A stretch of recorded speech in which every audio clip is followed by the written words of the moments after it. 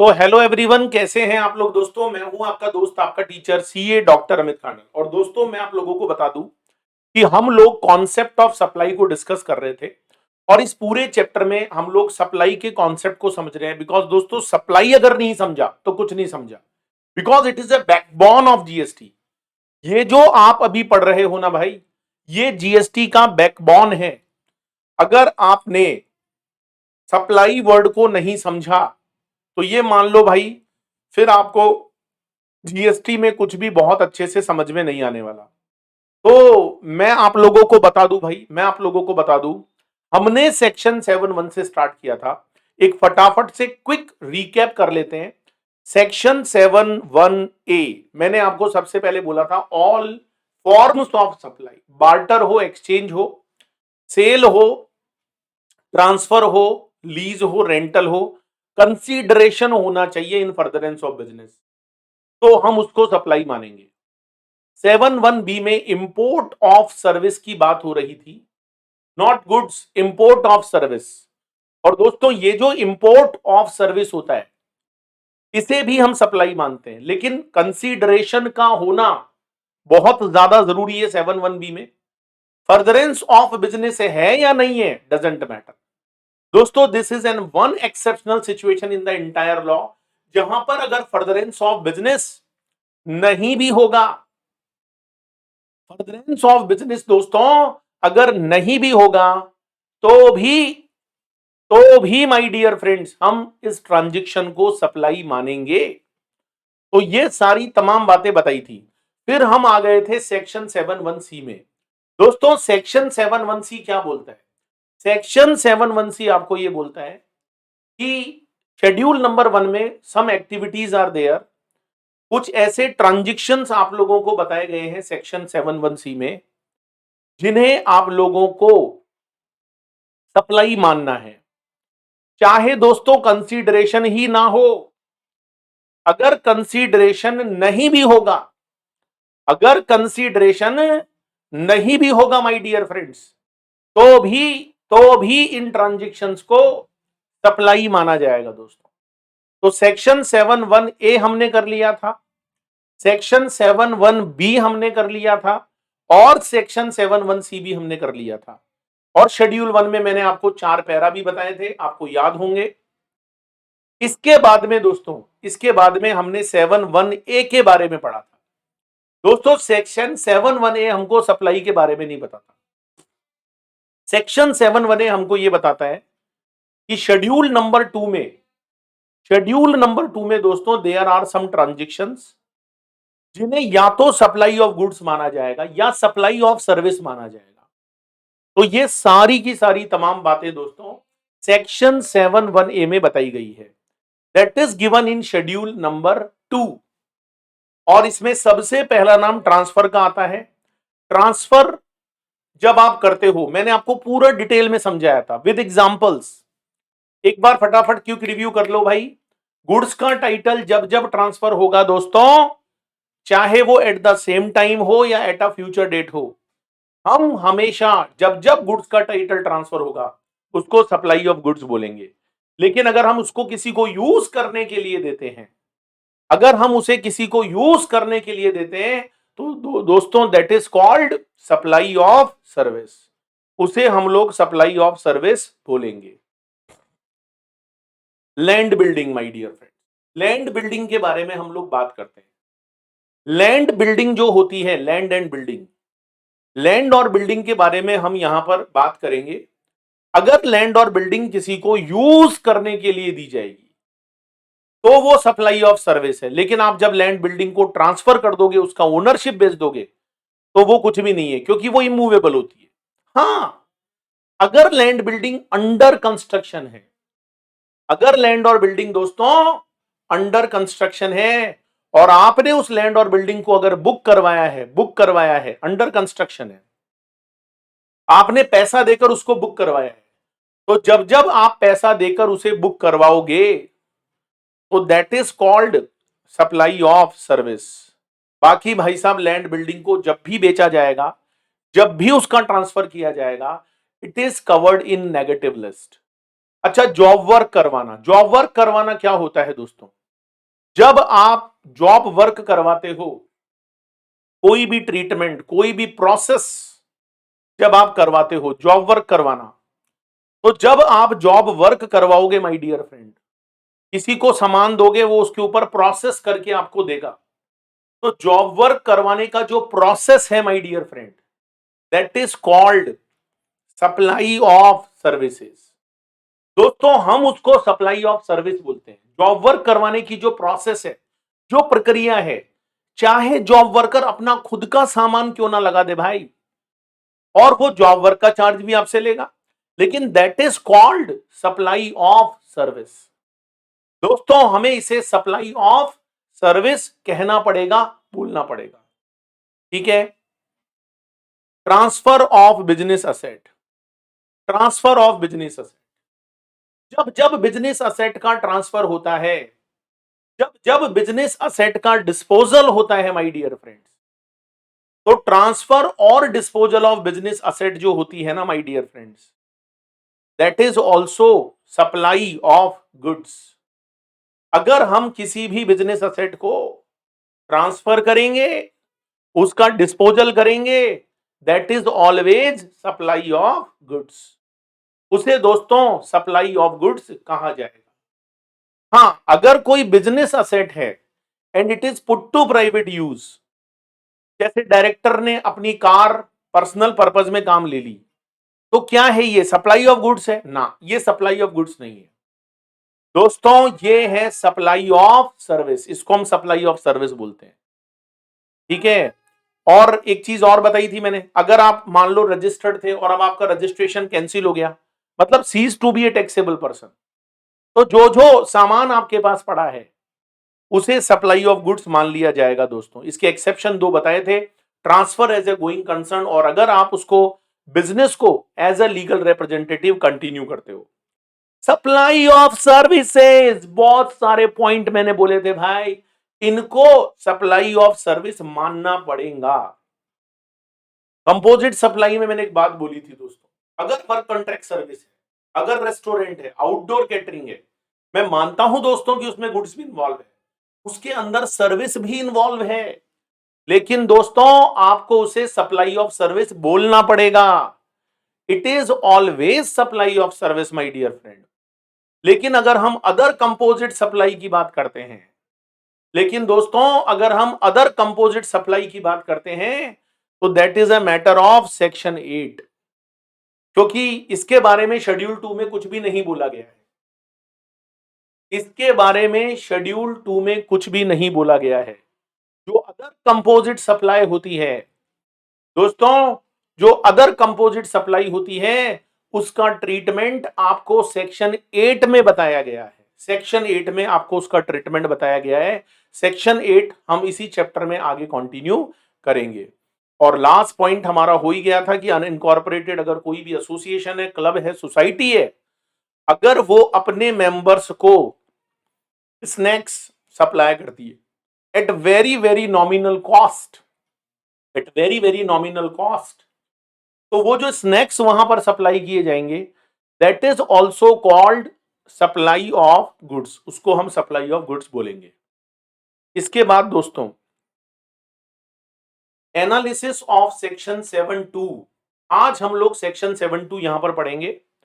Section 7(2) के अंदर आपको कुछ ऐसे ट्रांजैक्शंस बताए गए हैं जिनको ना तो सप्लाई ऑफ गुड्स बोलना है और ना ही सप्लाई ऑफ सर्विस। इसका मेन पार्ट मैं आप लोगों को दिखा देता हूं, जिसमें एक नोटिफिकेशन हमने लास्ट क्लास में कर लिया था। अगर आप सेक्शन 7(2) को देखना चाहते हैं दोस्तों, तो उसका जो मेन पार्ट है, देखिए ये रहा मेन पार्ट। सेक्शन 7(2) का जो मेन पार्ट है ना माय डियर फ्रेंड्स, उसमें क्या लिखा था, मैं एक बार आपको रिपीट करता हूं, रिवाइज कराता हूं। Not with standing anything contained in subsection 1। अरे सबसेक्शन 1 में कुछ भी पड़ा हो भाई, सबसेक्शन 2 ओवरराइड करता है सबसेक्शन 1। कोई भी एक्टिविटीज, कोई भी ट्रांजैक्शन जो शेड्यूल नंबर 3 में बताया गया है, शेड्यूल नंबर 3 में, शेड्यूल 3 आज मैं आपको पढ़ाऊंगा, और शेड्यूल 3 में दोस्तों कुछ ऐसी एक्टिविटीज और ट्रांजैक्शंस के नाम बताए गए हैं जिन्हें ना तो सप्लाई ऑफ गुड्स मानना है और ना ही सप्लाई ऑफ सर्विस मानना है। साथ में एक बात और बोली है दोस्तों, क्या? देखिए जरा, activities or transactions undertaken by central government, state government or any local authority in which they are engaged as public authority as notified by government on recommendation of the council। तो दोस्तों, सेंट्रल की government हो, state की government हो या कोई भी local authority क्यों ना हो भाई, अगर वो भी कोई काम एज ए पब्लिक अथॉरिटी करेगी, पब्लिक अथॉरिटी के रूप में कोई काम करेगी, तो हम उसको सप्लाई नहीं मानेंगे। इसका मैंने आपको नोटिफिकेशन भी बताया था दोस्तों, और नीचे लिखा हुआ है shall be treated neither as supply of goods or neither as supply of service. दोस्तों, मैंने लास्ट क्लास में आपको नोटिफिकेशन भी बताया था। इसके ऊपर काउंसिल ने एक रिकमेंडेशन दिया गवर्नमेंट को और एक नोटिफिकेशन निकाला गया। नोटिफिकेशन नंबर है 25/2019। नंबर याद करना जरूरी नहीं है। और ऐसी कौन सी चीज थी भाई जिसे government as a public authority करती है लेकिन उसको सप्लाई नहीं माना जाता है? तो दोस्तों, मैं आपको बताना चाहूंगा, this is a matter of alcoholic liquor. This is a matter of alcoholic liquor. ये जो एल्कोहलिक लिकर होता है ना, एल्कोहलिक लिकर, इसका लाइसेंस दिया जाता है। If you want to trade in alcoholic liquor, तो भाई ये कोई बच्चों का गेम नहीं है। एल्कोहलिक लिकर में अगर आप ट्रेड करना चाहते हो, ट्रेड, तो इसके लिए आपको राज्य सरकार से, स्टेट गवर्नमेंट से लाइसेंस लेना पड़ेगा। लाइसेंस लेना पड़ेगा against consideration in the form of licence fees और एप्लीकेशन फीस और whatever name it is called. तो दोस्तों, जब जब एल्कोहलिक लिकर लाइसेंस की बात आती है, ये जो एल्कोहलिक लिकर लाइसेंस होता है, ये लाइसेंस आपको स्टेट गवर्नमेंट से मिलता है। आप इसको लाइसेंस बोलो या लाइसेंस फीस बोलो, इसका पैसा लगता है, फ्री में नहीं मिलता है। तो स्टेट गवर्नमेंट को बचपन का प्यार कहते हैं ना, स्टेट गवर्नमेंट को हमेशा लिकर से बचपन का प्यार है। मतलब लिकर के ऊपर जो भी टैक्स ड्यूटी लगाने की पावर है ना, वो स्टेट गवर्नमेंट अपने पास ही रखना चाहती है। तो इसलिए भाई साहब इसको स्पेसिफिकली एक्सक्लूड करवाया गया। काउंसिल में ये डिसीजन हुआ, क्योंकि काउंसिल के डिसीजन मेजॉरिटी के बेस पर होते हैं।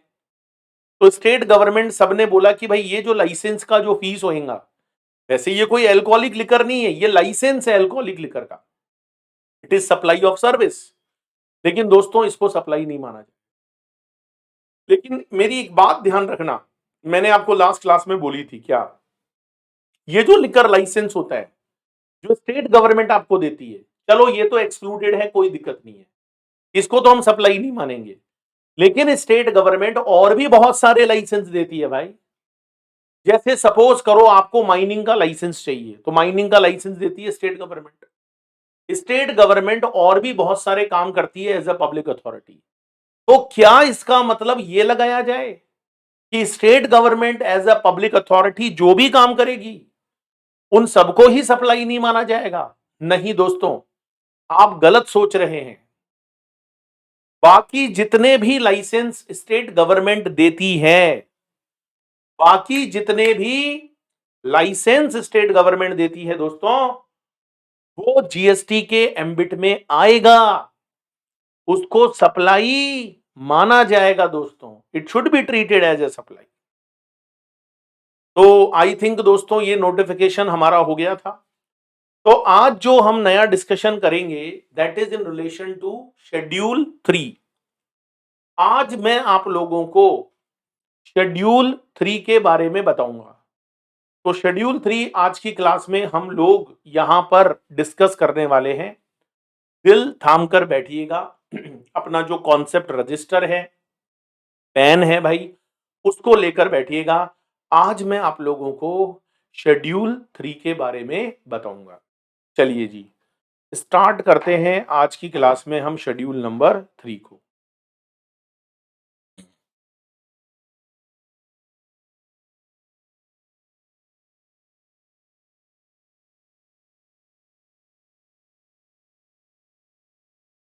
चलो शेड्यूल नंबर 3 को आज हम लोग यहां पर स्टार्ट करते हैं।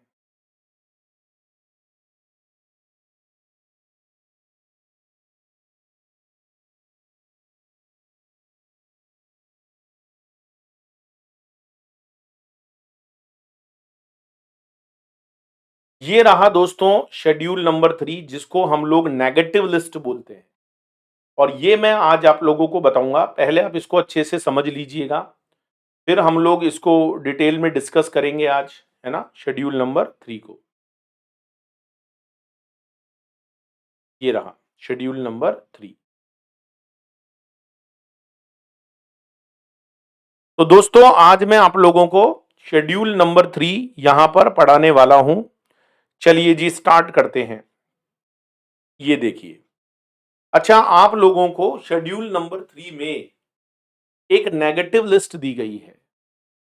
ये नेगेटिव लिस्ट ऐसी है दोस्तों कि इट मे बी पॉसिबल कि आपको ऐसा लगेगा कि यार ये ट्रांजैक्शन तो सप्लाई बनना चाहिए था, इसमें तो सारी कंडीशन फुलफिल हो रही है, अरे इसमें तो कंसीडरेशन भी है, इसमें तो फॉर्म ऑफ सप्लाई भी है, ये तो इन द कोर्स और फर्दरेंस ऑफ बिजनेस भी है।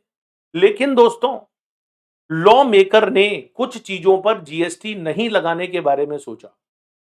तो अगर इनको नेगेटिव लिस्ट बनाकर सेक्शन 7(2) में एज पर शेड्यूल 3 मेंशन्ड नहीं किया जाता, तो ये जितनी भी एक्टिविटीज आज मैं आपको पढ़ाने वाला हूं दोस्तों, इन सब के ऊपर जीएसटी लग जाता। तो देखिए क्या लिखा है, पढ़कर सुनाता हूं। Schedule 3 contains transactions or activities which shall be neither treated as supply of goods और nor supply of service।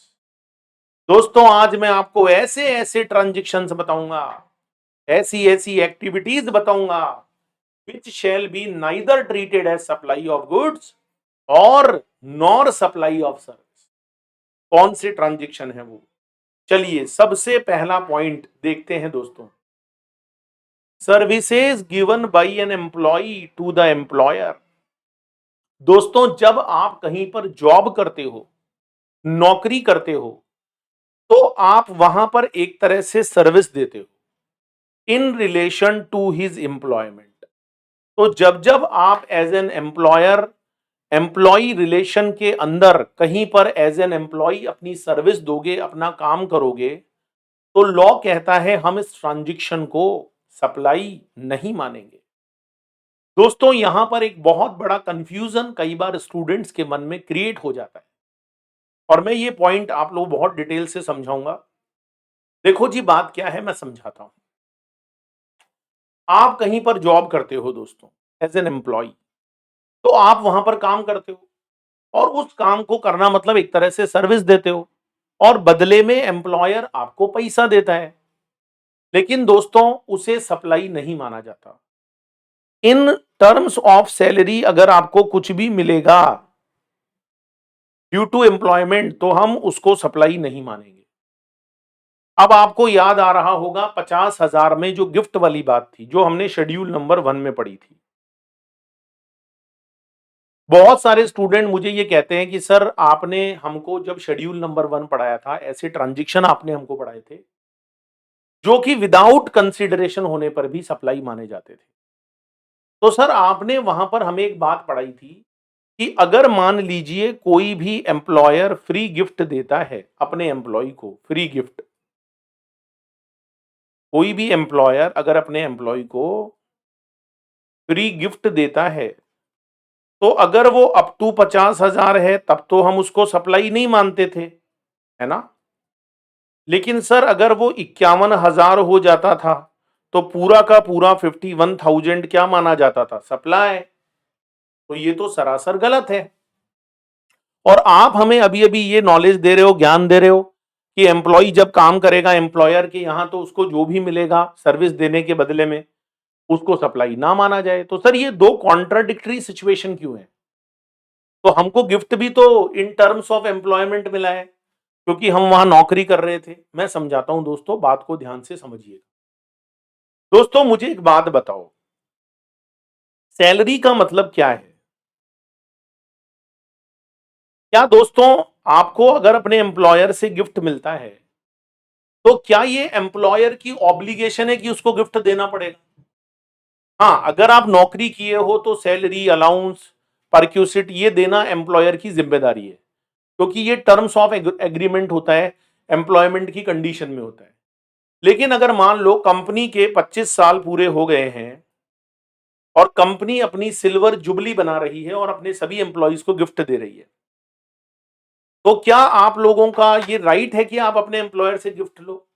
क्या आप अपने एम्प्लॉयर को बाउंड कर सकते हो कि एम्प्लॉयर तेरे को गिफ्ट देना ही पड़ेगा, तू नहीं देगा तो हम कोर्ट में चले जाएंगे? अरे गिफ्ट तो अपनी इच्छा से दिया जाता है, अपने मन से दिया जाता है। It is not an obligation, है ना? ये कोई ऑब्लिगेशन नहीं है, ये इन टर्म्स ऑफ एम्प्लॉयमेंट नहीं है भाई। तो अगर एम्प्लॉयर ने आपको गिफ्ट दिया है तो पहली बात तो आप ये मत बोलो कि वो एक तरह से सैलरी है, क्योंकि सैलरी अंडर ऑब्लिगेशन होती है। सैलरी अंडर ऑब्लिगेशन होती है। अब मेरे से कई स्टूडेंट पता है क्या बोलते हैं, चलो सर ठीक है आपकी बात मान लेते हैं, लेकिन सर जब आप इनकम टैक्स पढ़ाते हो तो उसमें सैलरी चैप्टर के अंदर आपने गिफ्ट को सैलरी का पार्ट माना या नहीं माना?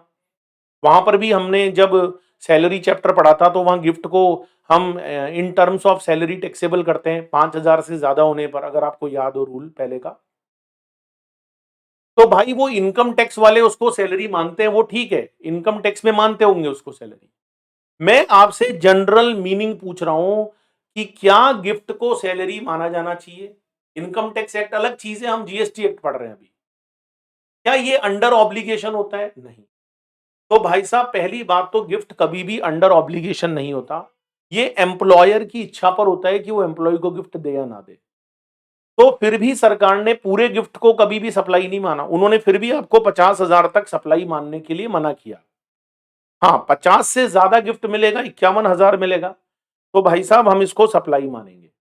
और ये तो बोलना ही मत कि सर ये तो नेगेटिव लिस्ट में है, 51 क्या 1 लाख हो तो भी नहीं माना जाना चाहिए। नहीं भाई साहब, ये नेगेटिव लिस्ट में नहीं है, gift is not covered in negative list.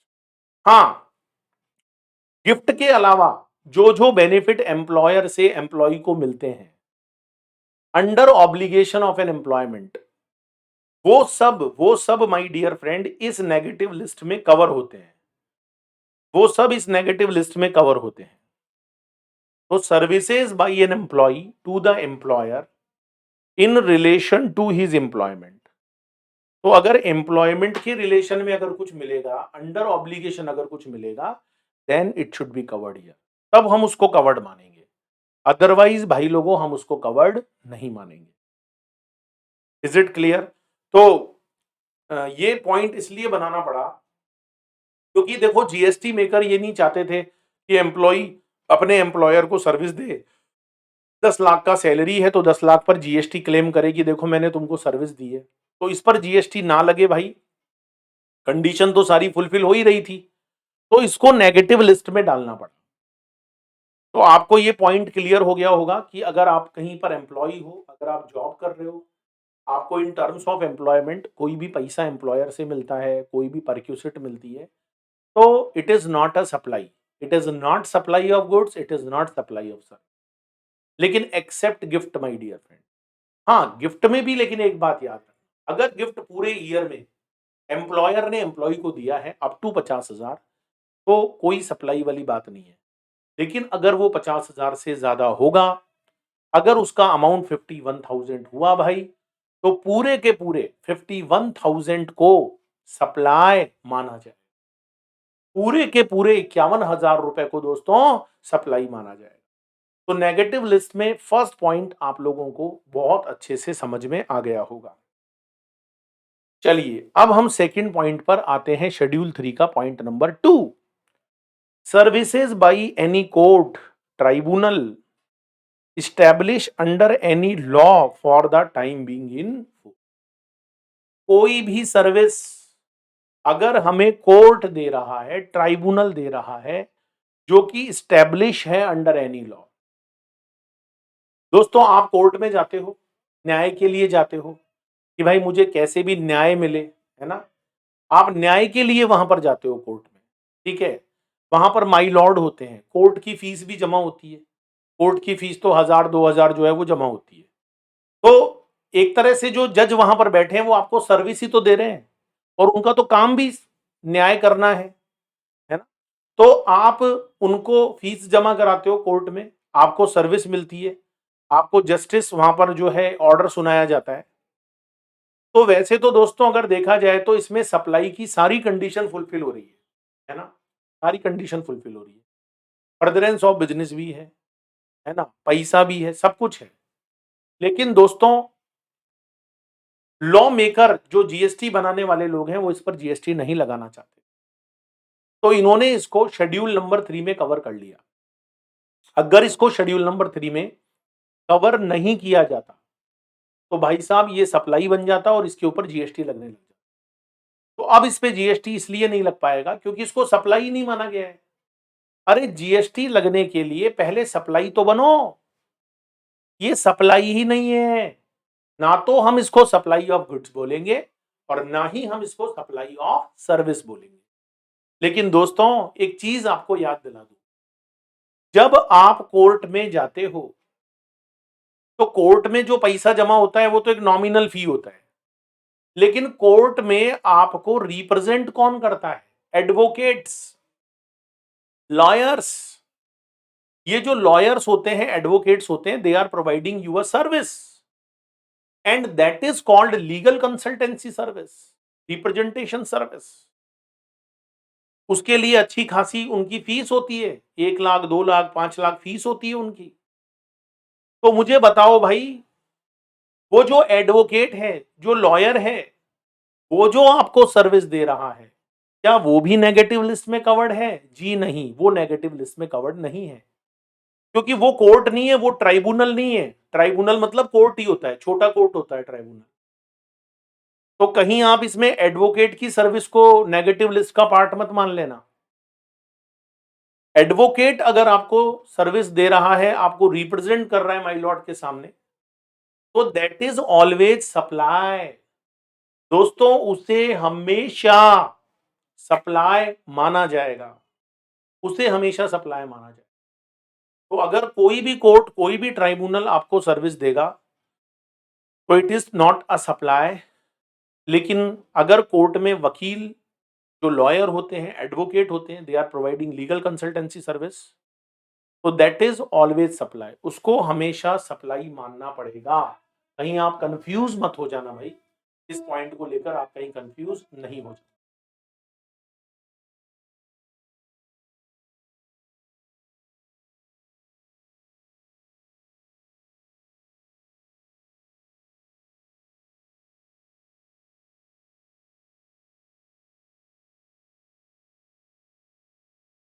Point number 3 दोस्तों, पॉइंट नंबर 3 हमें क्या कहता है?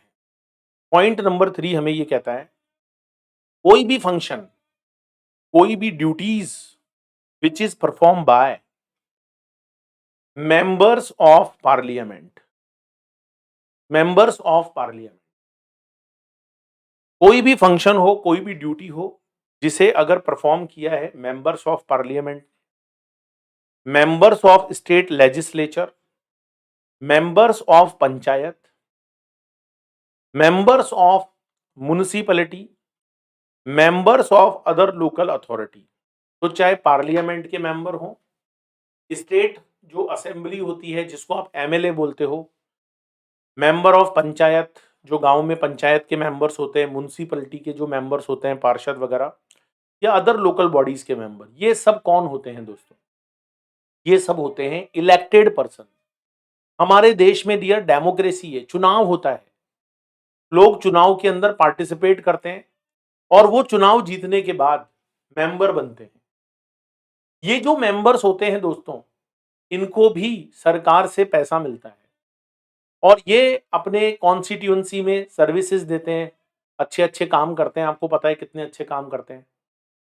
तो भाई साहब ये जो भी काम करेंगे, कई तो नींद में सोते मिलते हैं संसद के अंदर, ये ड्यूटीज परफॉर्म करते हैं लोग।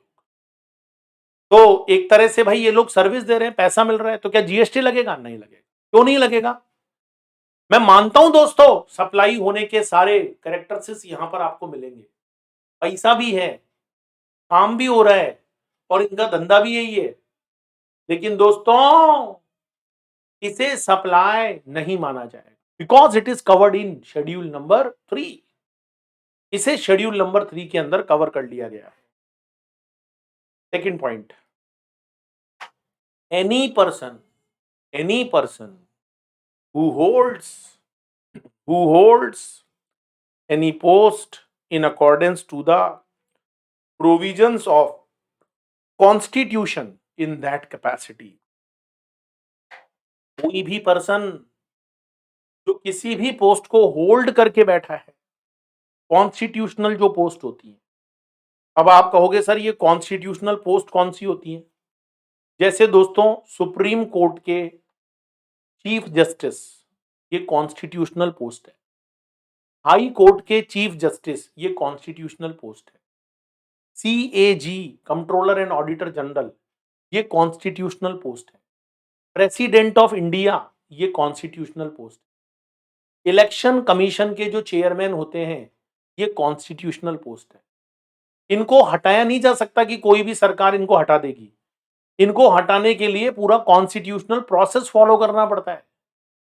तो ये जो बड़े बड़े लोग हैं भाई, ये कॉन्स्टिट्यूशनल पोस्ट होती हैं, चाहे वो चीफ जस्टिस हो, चाहे वो इलेक्शन कमीशन के चेयरमैन हो, और ये जितने भी लोग होते हैं। आप कहोगे सर ये नौकरी तो कर रहे हैं, ये एम्प्लॉयर एम्प्लॉय रिलेशन में ये तो फर्स्ट पॉइंट में ही कवर हो जाने चाहिए। ना जी ना, यहां पर एम्प्लॉयर एम्प्लॉय रिलेशन नहीं माना जाता है। ये इंडिपेंडेंट बॉडीज हैं भाई, इनको पैसा जरूर मिलता है, लेकिन ये एक अलग तरह की कॉन्स्टिट्यूशनल पोस्ट है। तो ये लोग काम करते हैं, ऐसा इनको मिलता है। मैं मानता हूं बहुत सारी इनको सुविधाएं मिलती हैं, परक्यूसिट्स मिलती हैं, रेड लाइट मिलती थी, आजकल तो खैर मोदी जी ने बंद करा दी रेड लाइट।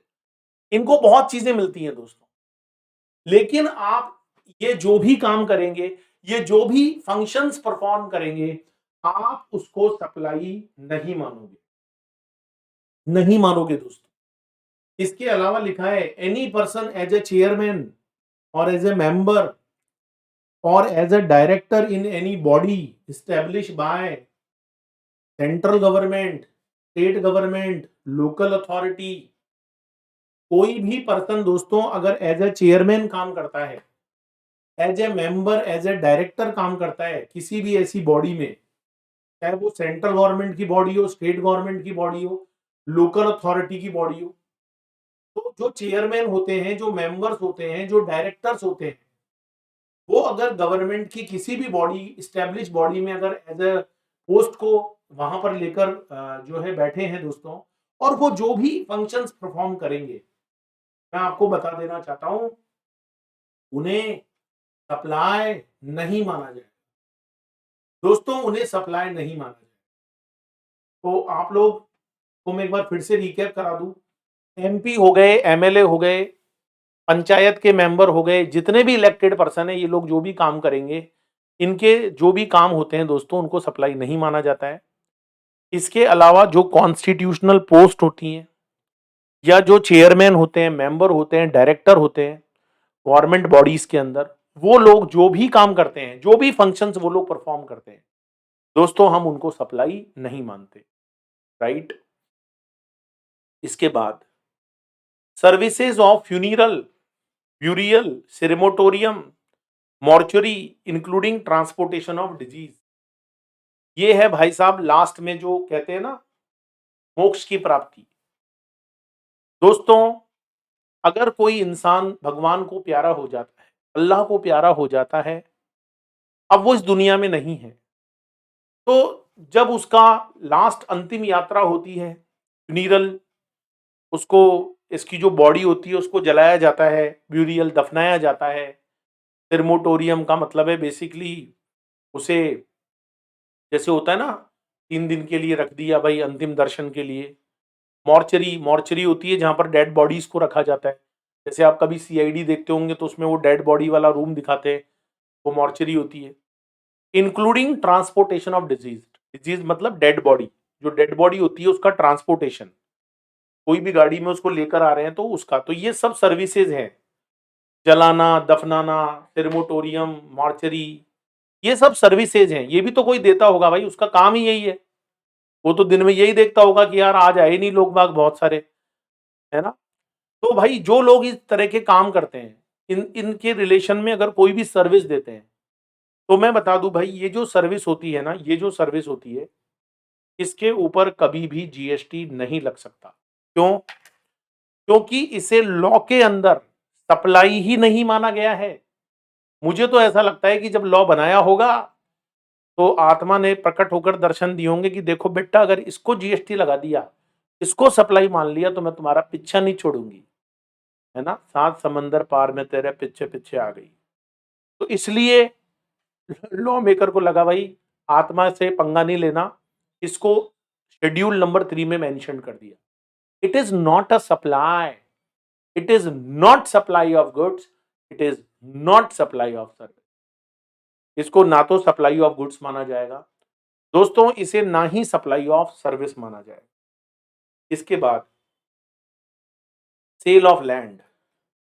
दोस्तों मैंने आप लोगों को जब शेड्यूल नंबर 2 पढ़ाया था, याद करो, मैंने कहा था कि देखो भाई, लैंड और बिल्डिंग ना तो गुड्स होती हैं, वो मूवेबल नहीं होती, तो इसलिए वो नेगेटिव लिस्ट में होती है, उन पर कभी जीएसटी नहीं लगता। सही बात है। लेकिन दोस्तों याद करो, subject to para 5B of schedule 2, para 5B में मैंने क्या बोला था कि अगर कोई बिल्डिंग सेल हो रही है और वो अभी अंडर कंस्ट्रक्शन है, अगर वो अंडर कंस्ट्रक्शन है और अगर प्री बुकिंग ले लिया गया है भाई साहब, तो वो सप्लाई ऑफ सर्विस है। तो वैसे तो लैंड और बिल्डिंग बेचना नेगेटिव लिस्ट में आता है, वो सप्लाई नहीं बन सकती। लेकिन अगर कोई अंडर कंस्ट्रक्शन बिल्डिंग है, इसीलिए बोला है सब्जेक्ट टू पैरा 5B, मतलब वो जो पैरा 5B आपने पढ़ा था शेड्यूल 2 में, वहां पर जो सेल ऑफ बिल्डिंग है, अंडर कंस्ट्रक्शन जो सेल ऑफ बिल्डिंग है, जिसमें पैसा ले लिया गया है, बुकिंग कर ली गई है, तो that should be treated as supply of service. दोस्तों उसको तो देखो सप्लाई ऑफ सर्विस आपको मानना ही पड़ेगा, है ना? चलो अब हम लोग पॉइंट नंबर 6 पर आते हैं, पॉइंट नंबर 6। और दोस्तों ये पॉइंट नंबर 6 हमें क्या कहता है? Actionable claims, actionable claims other than lottery, batting and gambling, other than lottery, batting and gambling. Actionable जो क्लेम्स होते हैं दोस्तों, एक्शनेबल क्लेम्स, एक्शनेबल क्लेम मैंने आपको बताया था कि एक्शनेबल क्लेम्स को जीएसटी के अंदर गुड्स माना गया है। और एक्शनेबल क्लेम क्या होते हैं ये भी बताया था कि कोई भी ऐसा क्लेम जो किसी एक्शन के बाद अराइज होता हो, जैसे लॉटरी का टिकट खरीदा तो आप लॉटरी में पार्टिसिपेट करने का राइट मिल गया आपको, आपने इंश्योरेंस करवाया तो इंश्योरेंस से क्लेम मिलने का राइट आपके पास आ गया, ठीक है? तो लॉ कहता है कि देखो वैसे तो एक्शनेबल क्लेम गुड्स हैं, और गुड्स को अगर आप सप्लाई करोगे, किसी को दोगे, तो it should be treated as a supply. लेकिन दोस्तों ध्यान रखना, जब नेगेटिव लिस्ट बनाई गई तो वहां पर एक्शनेबल क्लेम को लिख दिया गया। तो एक तरफ तो लॉ मेकर ने पहले एक्शनेबल क्लेम को गुड्स माना, और जब उस गुड्स को सप्लाई बनाने की बात आई तो लॉ मेकर बोले नहीं, हम इसको सप्लाई नहीं बनाएंगे। तो बहुत सारे लोग मेरे से क्वेश्चन पूछते हैं कि सर जब इसको सप्लाई बनाना ही नहीं था, तो फिर इसको गुड्स के अंदर क्यों इंक्लूड किया? गुड्स से ही बाहर रहने देते। दोस्तों इंक्लूड क्यों किया, वो ये रीजन है, other than lottery, batting and gambling, other than lottery, batting and gambling. अगर एक्शनेबल क्लेम किसी लॉटरी, बैटिंग और गैम्बलिंग के कनेक्शन में है, तो फिर तो वो गुड्स भी है और फिर वो सप्लाई भी है, फिर तो वो गुड्स भी है और वो सप्लाई भी है। देखो गुड्स तो वो हमेशा है। अगर मैं जीएसटी लॉ की बात करूंगा, हो सकता है आपने बहुत सारे लॉ पहले पढ़े हो जहां पर एक्शनेबल क्लेम्स को गुड्स नहीं माना गया हो दोस्तों, लेकिन एक्शनेबल क्लेम्स को यहां जीएसटी के लॉ में गुड्स माना गया है। लेकिन गुड्स मानने के बाद दोस्तों आपने कभी सोचा कि उनको सप्लाई की डेफिनेशन से बाहर क्यों कर दिया, उसको शेड्यूल 3 में क्यों डाला गया? क्योंकि गवर्नमेंट नहीं चाहती कि कोई जीएसटी लगे उस क्लेम पर। लेकिन दोस्तों अगर कोई actionable claim in form of lottery है, बैटिंग है, गैम्बलिंग है, तो देखो उसको छोड़कर, मतलब उसको तो हम मानेंगे। एक्सक्लूजन का एक्सक्लूजन इंक्लूजन होता है। आप अभी शेड्यूल 3 पढ़ रहे हो दोस्तों। शेड्यूल नंबर 3 एक्सक्लूजन है, शेड्यूल नंबर 3 नेगेटिव लिस्ट है। और जब इस एक्सक्लूजन में फिर से कोई एक्सक्लूजन आता है, देखो आप अदर देन लिखा हुआ आ रहा है, तो इसका मतलब ये इंक्लूजन है। जैसे आपने छोटी क्लासेस में पढ़ा होगा भाई लोगों कि माइनस माइनस हमेशा प्लस होता है। तो भाई साहब लॉटरी, बैटिंग और गैम्बलिंग के फॉर्म में अगर कोई एक्शनेबल क्लेम है तो फिर हम उसको सप्लाई मानेंगे, फिर वो नेगेटिव लिस्ट का पार्ट, शेड्यूल 3 का पार्ट नहीं माना जाएगा। ठीक है। उसके बाद नेगेटिव लिस्ट में पॉइंट नंबर 7 हमारे पास निकल कर आता है। एक बार ये सारे पॉइंट्स आपको पढ़ा देता हूं, फिर मैं आपको प्रॉपर टाइम भी दूंगा लिखने के लिए। ठीक है, इसका हम रिकैप भी करेंगे और हम सप्लाई वाले क्वेश्चंस को भी सॉल्व करेंगे। चलो, पॉइंट नंबर 7 हमें क्या कहता है? Supply of goods from a place in the non taxable territory to another place in the non taxable territory without such goods entering into India. Without such goods entering into India. ये भाई साहब India है, ठीक है, ये China है और ये है हमारा यूएसए। अब इंडिया में एक बंदा था मिस्टर ए, उसने चाइना में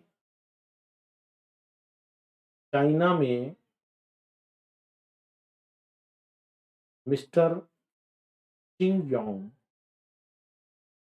योंग को ऑर्डर दिया कि तुम यूएसए में मिस्टर रिकी को गुड्स सप्लाई कर दो।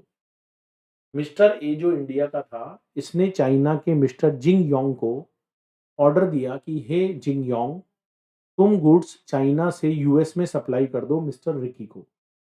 तो मुझे एक बात बताओ दोस्तों, गुड्स चाइना से सीधा यूएसए गया है, ठीक है, वो इंडिया में आया ही नहीं। अच्छा, ये जो चाइना है ना, चाइना, इसको हम बोलते हैं नॉन टैक्सेबल टेरिटरी। इंडिया तो टैक्सेबल टेरिटरी है जीएसटी के पॉइंट ऑफ व्यू से, लेकिन जो चाइना है दोस्तों वो नॉन टैक्सेबल टेरिटरी है। जो यूएसए है वो भी नॉन टैक्सेबल टेरिटरी है। तो मुझे एक बात बताओ, मिस्टर ए ने इंडिया से कहा चाइना वाले को, जिंग योंग को, कि तुम गुड्स की सप्लाई यूएसए में कर दो। यूएसए में किसको कर देना? मिस्टर रिकी को कर देना। ऐसा कहा किसने? कहा मिस्टर ए ने कहा। तो मुझे एक बात बताओ, क्या ये मिस्टर ए के लिए सप्लाई मानी जानी चाहिए? अरे इंडिया में वो सामान आया ही नहीं भाई, बाहर की बाहर ही घुमा दिया, बाहर की बाहर। तो मैं बता दूं भाई, as per point number 7, supply of goods from a place in the non taxable territory to another place in non taxable territory without such goods entering into India. तो कोई भी गुड्स अगर एक नॉन टैक्सेबल टेरिटरी से दूसरे non taxable territory में जा रहा है without such goods entering into India, जबकि वो इंडिया में आया ही नहीं, तो ऐसे ट्रांजैक्शन को स्पेसिफिकली नेगेटिव लिस्ट में कवर किया गया है। It is part of schedule number 3 कि कोई भी गुड्स अगर इंडिया के बाहर से, मतलब एक नॉन टैक्सेबल टेरिटरी से इंडिया के बाहर ही to another non taxable territory में अगर जाता है without such goods entering into India, वो गुड्स इंडिया में तो आया ही नहीं, तो हम ऐसी सिचुएशन में उसको सप्लाई नहीं मानेंगे। बोलो भाई लोगों, बात समझ में आई या नहीं आई? हाँ सर, बात बहुत जोर से समझ में आई। तो अभी तक हम 7 पॉइंट्स पढ़ चुके हैं नेगेटिव लिस्ट में। अब हम डिस्कस करेंगे दोस्तों पॉइंट नंबर 8, और पॉइंट नंबर 8 हमें क्या कहता है? Supply of warehouse goods. ओहो, supply of warehouse goods to any person before clearance to home consumption. दोस्तों बताता हूं बात क्या है, थोड़ा सा समझने की बात है, इसमें कुछ पॉइंट्स कस्टम के आएंगे, देखना। जैसे सपोज करो ये हमारा इंडिया है, ये मेरा India, I love my India. तो ये मेरा इंडिया है भाई, बहुत जोरदार है इंडिया। इधर भी पानी, इधर भी पानी, ब्लू है पानी पानी पानी पानी पानी पानी। ये पानी है, ठीक है। अब सुनना मेरी बात। ये है हमारा इंडिया का पोर्ट, ये हमारा इंडिया का पोर्ट है और इस पानी में चल रहा है शिप, सामान लेकर। ये जो शिप है भाई, जिसको हम वेसल भी बोलते हैं, ये सामान लेकर इंडिया में आ रहा है, ठीक है। अब क्या होता है दोस्तों, ये हमारी TWI होती है, टेरिटोरियल वाटर ऑफ इंडिया। तो ये शिप कहाँ पर आ गया है, इंडिया के अंदर आ गया है, लड्डू लेकर आया है। लड्डू मतलब गुड्स लेकर आया है, सामान लेकर आया है। अब क्या होता है माय डियर फ्रेंड्स, यहाँ पर पोर्ट पर क्या होता है, वेयर हाउस होता है, वेयर हाउस। ये सारा सामान हमने वेयर हाउस के अंदर रख दिया है। अच्छा दोस्तों, ये जो वेयर हाउस होते हैं ना, ये जो वेयर हाउस होते हैं, इनको हम बोलते हैं custom warehouse. Custom warehouse बोल दो, कस्टम बॉन्डेड वेयर हाउस बोल दो। अच्छा, जब तक ये गुड्स कस्टम के कंट्रोल में रहेगा, जब तक ये वेयर हाउस में है। अच्छा, आपने अभी तक उसको इंडिया में क्लियर नहीं कराया है, मतलब it is not part of India. जब तक वो कस्टम के कंट्रोल में है दोस्तों, ऐसा माना जाएगा कि अभी तक गुड्स इंडिया में नहीं आया है, जब तक आप उसको क्लियर नहीं करा लेते। अच्छा, क्लियर कराने को बोलते हैं होम कंजम्पशन, होम कंजम्पशन। तो सपोज करो मिस्टर ए इस गुड्स को इंडिया में लेकर आया था और अभी तक उसने गुड्स को क्लियर नहीं करवाया है। The goods are under control of customs. आपको पता है हमारे देश में कस्टम डिपार्टमेंट होता है। तो जब आप इंडिया के बाहर से सामान इंपोर्ट करके लाते हो, तो आपको कस्टम ड्यूटी देनी पड़ती है, तब वो गुड्स क्लियर होता है।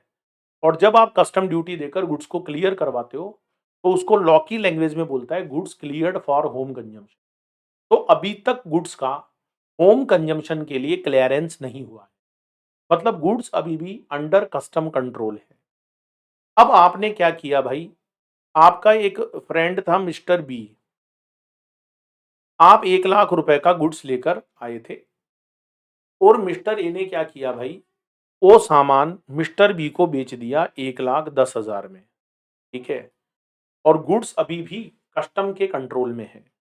तो सर ऐसे कैसे बेच दिया, बाई वे ऑफ डॉक्यूमेंट्स।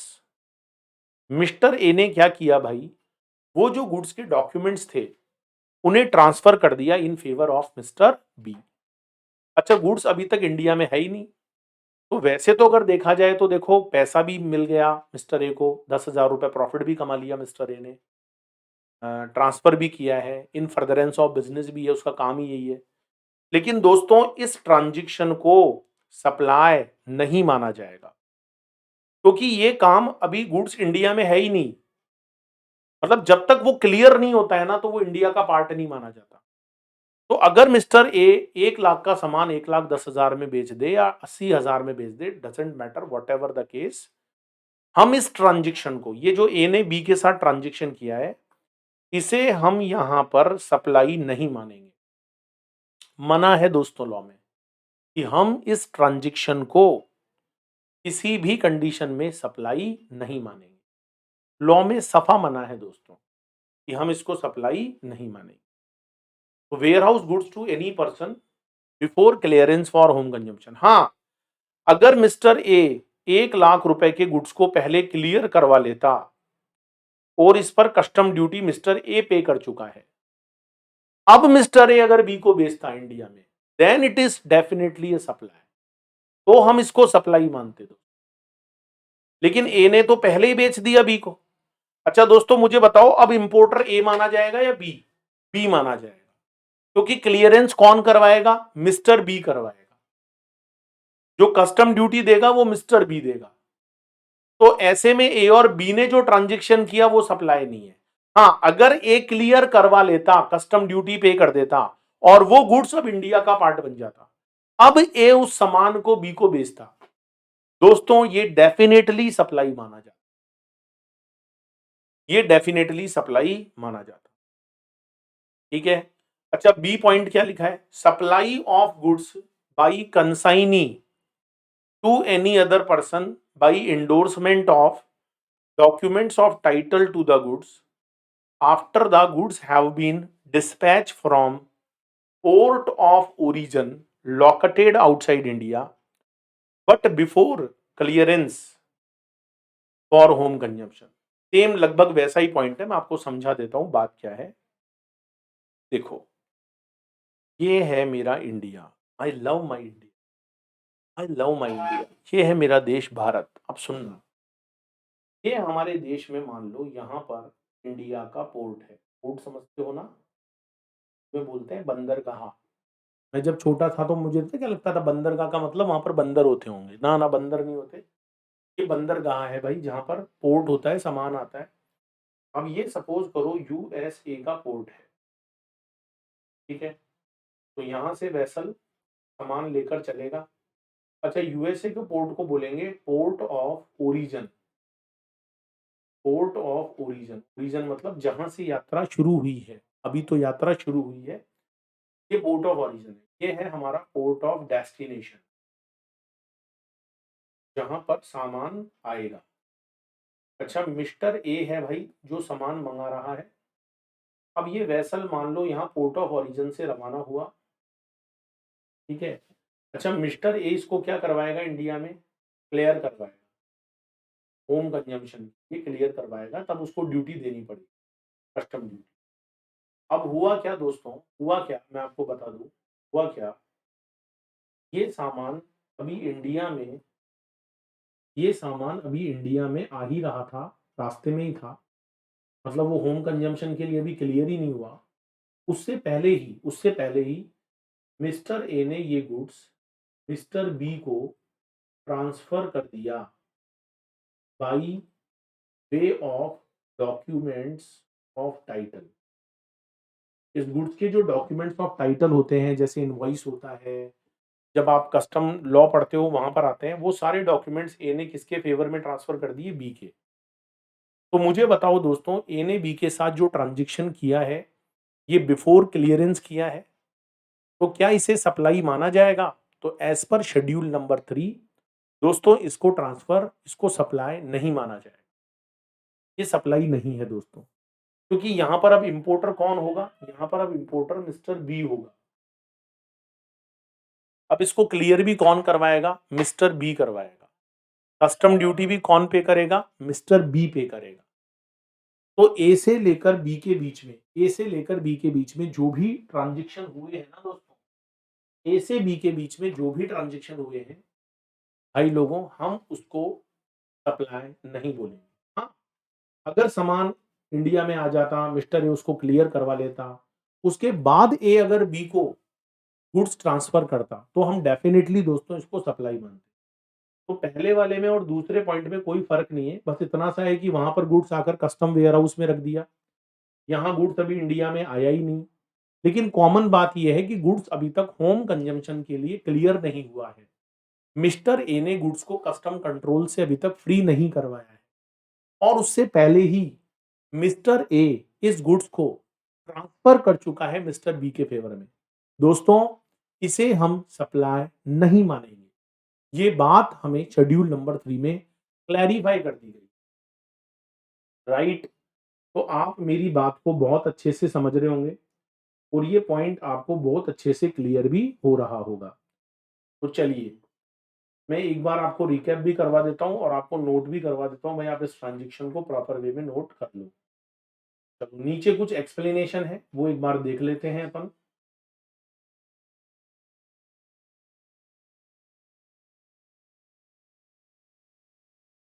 ये देखो, एक्सप्लेनेशन नंबर 1 क्या है? Court includes district court, high court, supreme court. जब जब कोर्ट वर्ड आएगा तो उसमें डिस्ट्रिक्ट कोर्ट भी इंक्लूड होता है, उसमें हाई कोर्ट भी इंक्लूड होता है, उसमें दोस्तों सुप्रीम कोर्ट भी इंक्लूड होता है। तीनों कोर्ट्स वहां पर इंक्लूड होते हैं। एक्सप्लेनेशन नंबर 2 में अगर हम जाएंगे तो वेयर हाउस गुड्स का मतलब वही होता है जो कस्टम एक्ट 1962 में दिया गया है। और मैंने बता दिया भाई, वेयर हाउस कस्टम कंट्रोल में होता है। बाकी तो आप कभी जब कस्टम लॉ पढ़ोगे तो वहां डिटेल में आपके सामने आएगा। एग्जाम्पल नंबर 1 दिया है, मिस्टर ए ने गुड्स परचेज किया from Japan, sold to mister Ricky in London without bringing the goods in India. बताओ दोस्तों, क्या ये ट्रांजेक्शन सप्लाई है? दोस्तों, ये ट्रांजेक्शन किसी भी कंडीशन में सप्लाई नहीं है, neither supply of goods nor supply of service.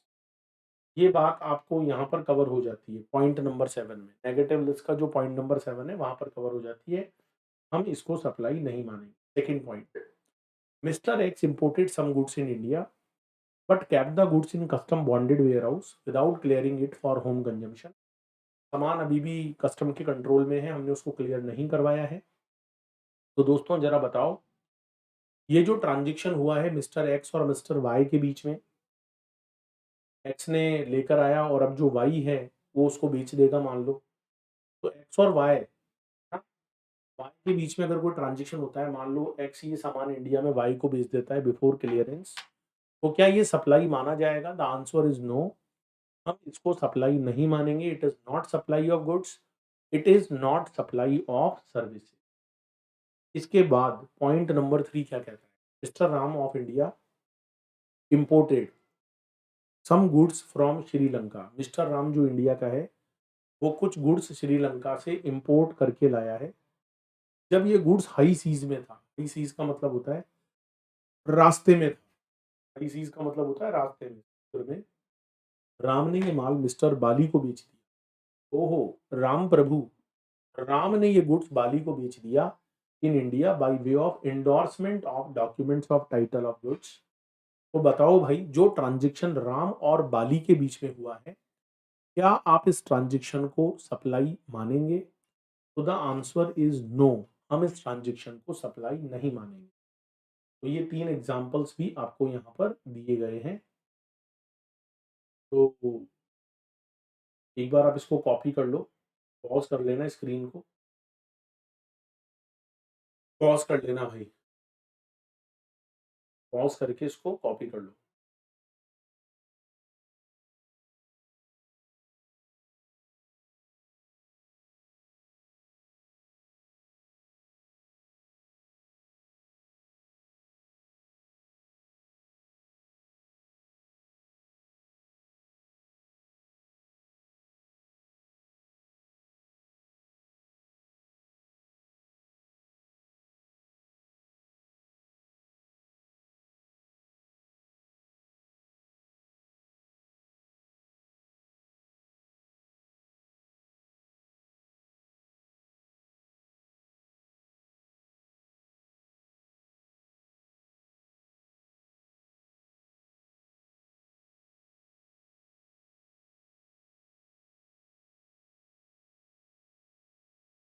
चलो अब हम इम्पोर्टेंट एनालिसिस की ओर जाते हैं। इम्पोर्टेंट एनालिसिस क्या है भाई?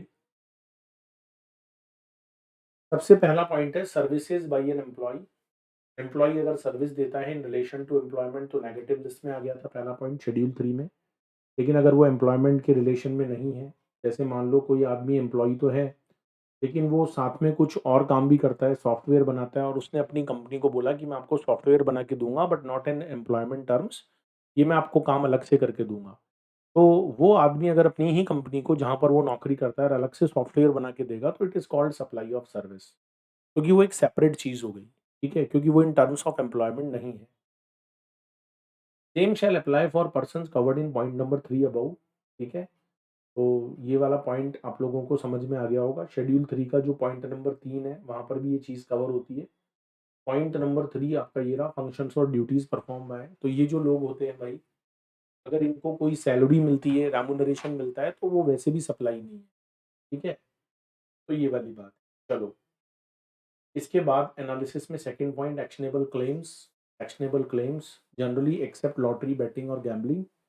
लॉटरी, बैटिंग और गैम्बलिंग को छोड़ दो, वो तो जो है लॉटरी, बैटिंग, गैम्बलिंग को छोड़कर बाकी एक्शनेबल क्लेम तो नेगेटिव लिस्ट में आ गए, तो उन पर तो हम जीएसटी नहीं लगाएंगे।